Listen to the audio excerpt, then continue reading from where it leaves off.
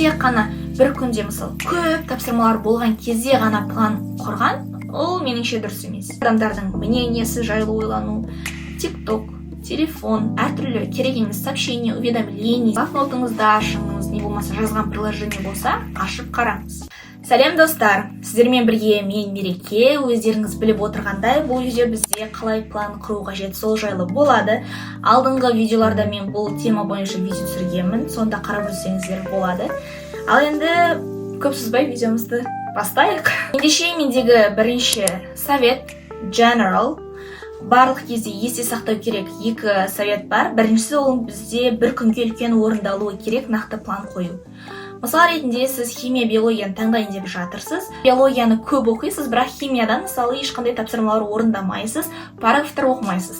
Осындай кезде сізге нақты бір күнге үлкен орындалу қажет план қою керек болады. Мысал ретінде бүгін биологиядан бір-екі тапсырмалар орындамасам да, үлгермесем де, мен нақты түрде химиядан мысалы 5 параграф оқуым қажет. Не болмаса осыншалықты 15 тапсырманы орындауым керек, формула шешуім қажет деген секілді нақты тапсырманы бір күнге қоясыз. Бұл сізде бір күн ішінде орындалу керек ең үлкен тапсырма болып саналады. Ал енді екінші general совет, ол бізде үлкен пландарды кіші қадамдарға, кішігірім пландарға бөлу. Сіз ұбт оқушысысыз, мен де ұбт оқушысы, сіз ұбт-ға дайындалып жатқан 11-ші сынып оқушысыз, және мен де 11-ші сыныпта оқимын. Бізде мысалы мынандай ой болуы мүмкін. 5-ші, 6-ші болсын, қай сыныптың бір кітабын, 2 не болмаса 3 күнде бітіремін деген секілді план қоюымыз мүмкін. Ол нәрсе жақсы, бірақ та барлық нәрсе эффективностьқа байланысты болады. Эффективностьқа жұмыс жасауымыз қажет. Может сіз 1-2 күнде бітіруіңіз мүмкін бір кітапты, бірақ та ол қаншалықты эффективны. Оны бітіру оңай, бірақ та қаншалықты ол оқыған ақпараттың барлығы сіздің миыңызда сақталады. Егер де оқыған мысалы ақпараттың тек қана 20-10% ғана миыңызда сақталса, ендеше одан ешқандай пайда жоқ. Сіз жай ғана уақыт құртып жатырсыз, энергияңызды құртып жатырсыз, бекерге өзіңізді бір стресске, депрессияға, выгоранияға өзіңіз апарып жатырсыз деп айтуға болады. Сол себепті барлық нәрсені эффективность жасауға тырысуымыз қажет. Лучше бір кітапты бір аптаға бөліңіз. Параграфтармен санын, мысалы бір күнде қанша параграф оқу қажет. Бір күнде мысалы осынша параграф оқисыз және тапсырма орындайсыз, видео сабақ қарайсыз. Қаншалықты эффективно, әрине, ол кем дегенде сізде 80% миыңызда сақталады, миыңызда қалады. Өйткені сіз оны оқыдыңыз, кейін тапсырма орындадыңыз, видео сабақ қарадыңыз. Хорошо, енді нақты не нәрселерді ескеруіңіз қажет план құрған кезде. Ол біріншісі, біздің планымыз специфик болу қажет, яғни точный болу қажет. Әрине барлық нәрсені мысалмен көрсеткен кезде ғана түсінікті. Сол себепті мысал ретінде сіз биология мен химияны таңдайтын болсаңыз, сіз бір күнге биология оқу деп жазбайсыз. Сіз былай жазасыз, мысалы биология пәні 3 параграф оқу, сосын мынаша сұраққа жауап беру. Чем әшін биология оқу дегеннен қарағанда, мына параграф деп жазсаңыз, сіздің уже миыңыз сол нәрсеге дайын тұрады. Сіз уже сол планды орындайтын кезде қиналмайсыз. Қай параграфты оқимын, қай тапсырмаларды орындаймын, қайсыған келдім деп отырмайсыз. Сіз бірден планды ашасыз, қай параграфтарды оқу керек екенін уже білесіз, сізде ешқандай уақыт жоғалту болмайды. Сол себепті бірден нақты план, мақсат қоюды үйрену қажет, және солай жазып бастау қажет. Келесі мендегі методтар, ол ABC методы, сосын мына жерге шығатын шығар жазып қоям. Eisenhower Matrix деген, ол екеуін жайлы мен нақты detailed information бере алмаймын, бірақ та мен нақты болар generally не жайлы екен білем. Бұл пландарды дұрыс реттеп орналастыру. Мысал ретінде пландарды орналастырған кезде қаншалықты ол маңызды және қаншалықты тез орындалуы қажет деп ойлайсыз. Ол биология болсын, қай пән болсын, кез келген кезде, план құрған кезде, сіз оның қаншалықты тез орындалу қажет, қай уақыттың арасында уже орындалу қажет, период, тайм лимитті көресіз, и потом ол қаншалықты маңызды. Кітап оқу, параграфтарды оқу өте маңызды және тез орындалу қажет болғандықтан сіз оны бірінші қатарға орналастырасыз. кейін уже қатты мысалы уақыт жағынан ешқандай қиналмайтын, бірақ өте маңызды нәрселерді келесі орынға қоясыз деген секілді рет-ретімен орналастырасыз. Сол кезде сізде уже миыңызда да артық ақпарат, мусор болмайды.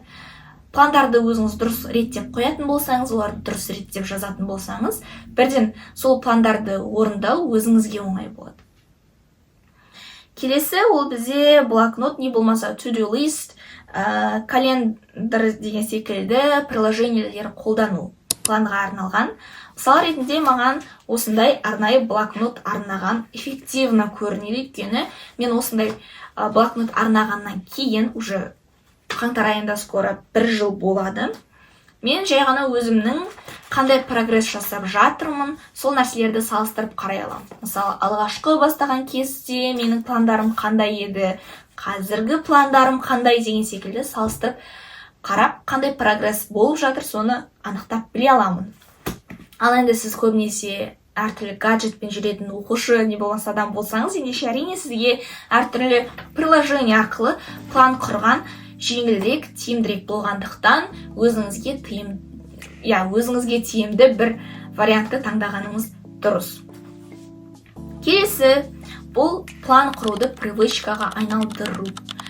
План құру тек қана бір қажетті кезде ғана болмау қажет. Әр күнді планмен өткізуге тырысыңыздар. Мысал ретінде қазіргі видеоның өзі ұбт жайлы ғой, сол себепті де мысалы тек қана бір күнде мысалы көп тапсырмалар болған кезде ғана план құрған, ол меніңше дұрыс емес. Барлық күніңізді, ол мысалы план аз болсын, тапсырма көп болсын, аз болсын, оның өзін бір планмен орындайтын болсаңыз, сіздің күніңіз эффективно өтеді. Сіз уже көресіз, не нәрселерді орындап жатырсыз, қаншалықты продуктивно өтіп жатыр, сіз өзіңізге отчет бере аласыз. Сол себепті күнделікті план құруға тырысыңыздар. Ол көп болсын, аз болсын, не имеет значения. Келесі ол бізде помодоро әдісі. Меніңше барлығымыз помодоро әдісін білеміз, бірақ та мен тағы да түсіндіріп өтейін. Біз барлық кезде менің айтып жатқан советтерім де кейбір адамдарға келуі мүмкін. Көп жағдайда әрине келеді, өйткені бұл нәрсенің барлығы generally. Помодоро әдісі бұл бізде 25 минут бойы оқу, 5 минут перерыв. Енді кейбір адамдарда ол әртүрлі. Минимум мысалы 25 минут болуы мүмкін. Бұл сіздің фокусыңызға қарай. Кейбір оқушылар 1 сағат бойы мысалы кітап оқи алады, назарларын жоғалтпайды. Сол кітапқа кіріп кетіп оқи алатын оқушылар бар. Ол кезде олар 1 сағат оқып, 5 минут перерыв алып, қайтадан 1 сағат мысалы кітап оқу мүмкін. Ондай кезде ешқандай проблема жоқ. Ал енді сіз фокус жоғалтып ала беретін адам болсаңыз, назарыңыз басқа нәрсеге алып кете беретін болса, ендеше бұл уақытта сіздің миыңызға қиын болады 1 сағат бойы. Сіз 1 сағат бойы не істейсіз?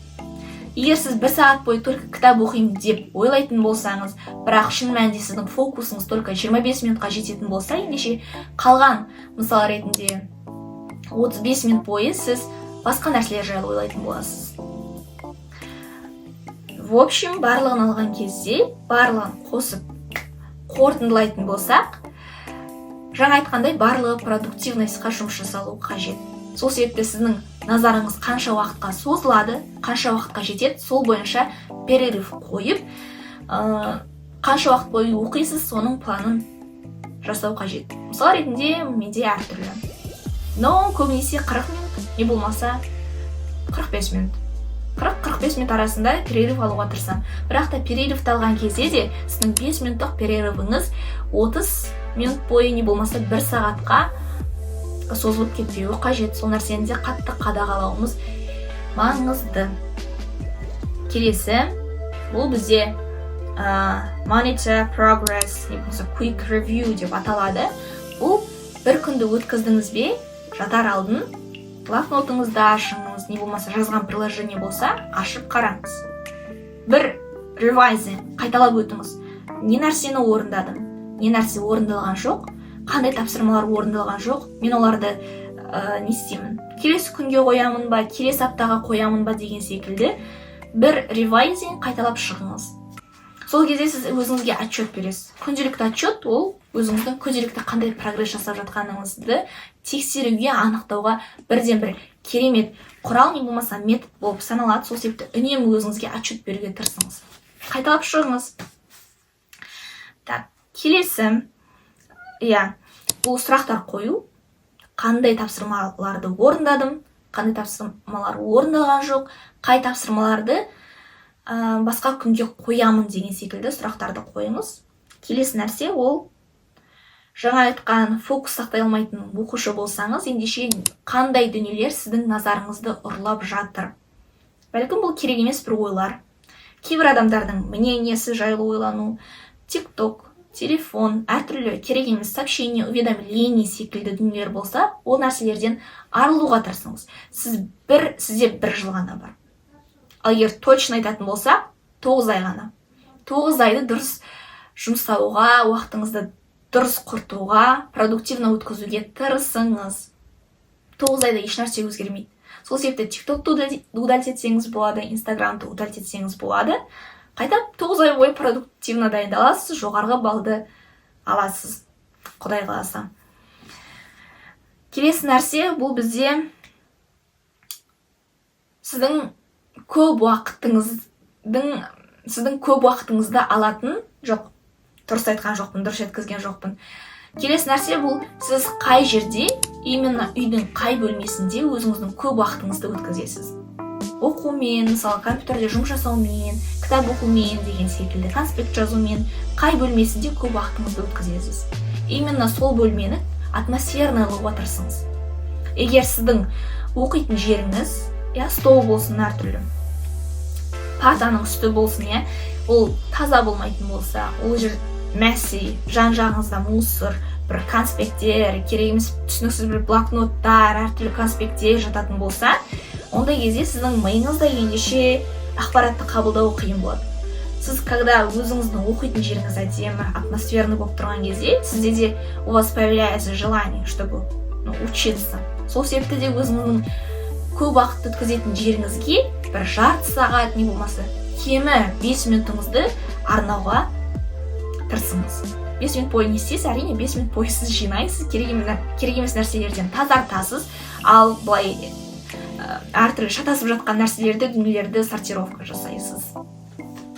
Бұл біздегі үнемі есте болу қажет нәрселер. Егер де видео пайдалы болса, қуаныштымын, пайдалы болады деп үміттенемін. Бұл бізде план жасаған кезде әрбір адамның ойында болу қажет, үнемі есінде болу қажет бір тепс деп айтсам болады. Бұл дүниелерсіз сіз никак өзіңіздің уақытыңызды дұрыс қолдана алмайсыз, продуктивно өткізу қиын болады.